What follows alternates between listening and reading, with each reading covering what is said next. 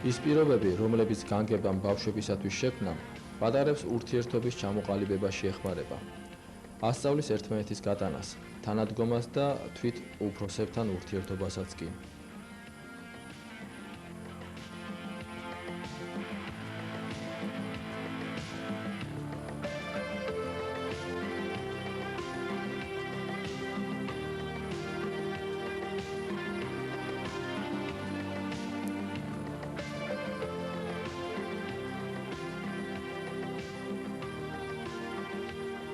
ახლა კოლექტიურ თამაშს რო ჩვევიან ეგენი, არა თავიდანვე ახლა ეთყობა რომ ჩანასახია ესეთი რომ არ იქნებიან ეგენი ეგოისტები. კოლექტივი მეგობრული თვისებები იღვიძებს უკვე მაგაში, ერთმანეთის დამოკიდებულებაზე უკვე სხვანაირია. მე რატო ვთქვი რომ ბედნიერი ვარ რომ აი ახლა პირველად დავინახე 5 წელიწადი არ მინახე ეს და გუნდურად მომღიმარი სახეა ეგ.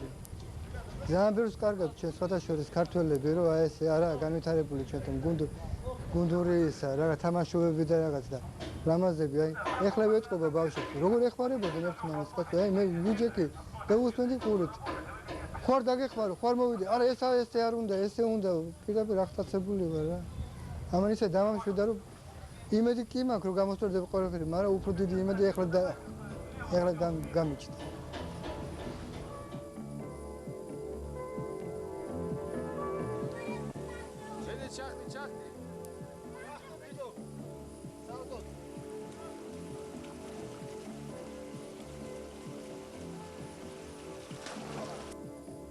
ბავშვი, რომელიც სპორტით არის გატაცებული და მით უმეტეს საწყლოსნო სპორტით, ეს არაჩვეულებრივია, რა ბუნებასთან ისევ კავშირშია. და ის ბავშვი, რომელიც აი ასეთი სახეობის სპორტით არის გატაცებული, და როგორც არის აფროსნობა, იგივე თხილამურების საწყლოსნო, იგივე ჩვეულებრივად ცურვა. ისევ ბრუნდება, ისევ დიალექტიკაში, ისევ ბუნებაში ბრუნდება. მეორე მომენტი ის არის ყველაზე მნიშვნელოვანი, ალბათ, ჩემის აზრით, რომ ბავშვს დრო აღარ აქვს რა, ესე იგი, რომ ცუდი გააკეთოს. დრო არ აქვს. მთელი დღე რომ მაგალითად ესე იგი ან ცურავს, ან აფრას ამუშავებს, ესე იგი, დიდი შრომა.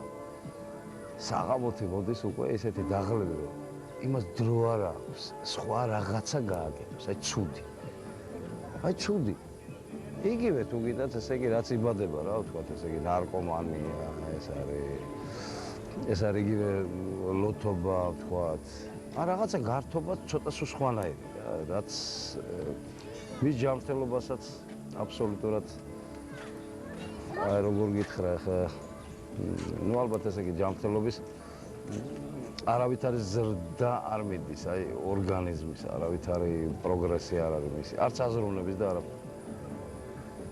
და ძალაუნებურად მე კიდევ ის წიგნს სწავლობს. ის მარტო მე კითხულობს უკვე მოგზაურობას, უკვე ბუნებასთან ახლოს რაც არის ესე იგი დაკავშირებული. ესეთი შესანიშნავი პიროვნებების, თქვათ, რაღაც გარკვეულ ცხოვრებასთან, ვინ როგორი გავლო ცხოვრება, რა გააკეთა, რას აკეთებს, როგორ უვლის ბუნებას. და ამისი ხო საერთო გვირგვინი არის ეს ჯანმრთელობა რა საოცარი. საოცარი ჯანმრთელობა. და თუ საღად არის ჯანზე, როგორც ჩვენში მთაში იტყვიან ხოლმე რა, ჯანზეაო რა კაც, ჯანზეო, ხო? ის უკვე აზროვნებს სხვანაირად. ის უკვე პროგრესული პიროვნება თავისთავად და მით უმეტეს ეს თუ ბავშვობაში იწყება, ის უკვე ძალიან სრულუფლებიანი წევრი ხდება საზოგადოებისა. მე მინდა აღვნიშნო სამწუხაროდ, სხვათა შორის, რომ ქართულ ცნობიერებაში, საზოგადოებაში ну თავისი კულტურიდან გამომდინარე, რა თქმა უნდა, ესე იგი საერთოდ ცნობილია, რა ვთქვათ, ესე იგი საცხენოსნო სპორტი ეს არის ელიტარული, აფროსნობა ელიტარული, ჩოგბურთი დიდი მით უმეტეს, ხო, ელიტარული. მაგრამ აი რომ გადავხედოთ არა, მაგალითად თბილისის საიალქნო იახტ კლუბს, ხო? საიალქნო კლუბს. იგივე ფოთის, სოხუმის, რომელიც იყო სამწუხაროდ და ჩვენ აღარ გვექვემდებარება. ახლა აი მაგალითად იგივე ბათუმის, ხო? აი რო გადავხედოთ ახლა აი ჩვენთან აი საოცრად აი ბავშვები, მაგრამ აი ბავშვები ეზიარებიან ამ არაჩვეულებრივ სპორტს, საწყლოსნო. მაგრამ აქედან რო დათვალო, ხო, 1, 2, 3 ალბათ ქართველი იქნება, მეტი არა. მოვლა რატომაც. იახტა უყვარს. იცის რომ ელიტარულია, მაგრამ ამ დროს რა ხდება? არც იახტის მოვლა უნდა. ვიღაცამ უნდა აიყვანოს უეჭვენოთ იქ. არა? მე უნდა იცი რა არის, ესე იგი რომ გამოვა, როგორ უნდა სად უნდა დადგას, როგორ უნდა მოუვაროს იახტას, მოეფეროს. ხო? ესეც ეზარება. ამიტომ არ არის. არ არის განვითარებული ჩვენში. სამწუხაროდ არ არის განვითარებული. იგივე აი საცხენოსნო სპორტი, ხო, გენიალური. არაჩვეულებრივი თვითონ თავისთავად ცხოველი ცხინვალეა, ცხენი. როგორ? ესე იგი ჯდომა უყვარს ცხენს. ხო? პარა, როგორ ბევრი ცხენს როგორ დავბანო. როგორ ცხენს როგორ დაბანო?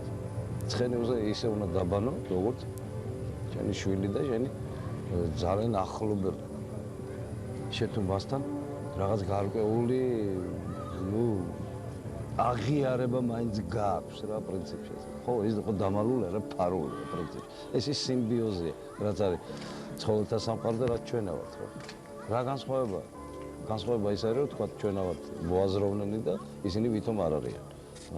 ესეც ალბათ დრო მოვა და ამასაც ეთქვეს ალბათ მეცნიერება, რომ არნაკლებ განვითარებული არიან ისინი თუ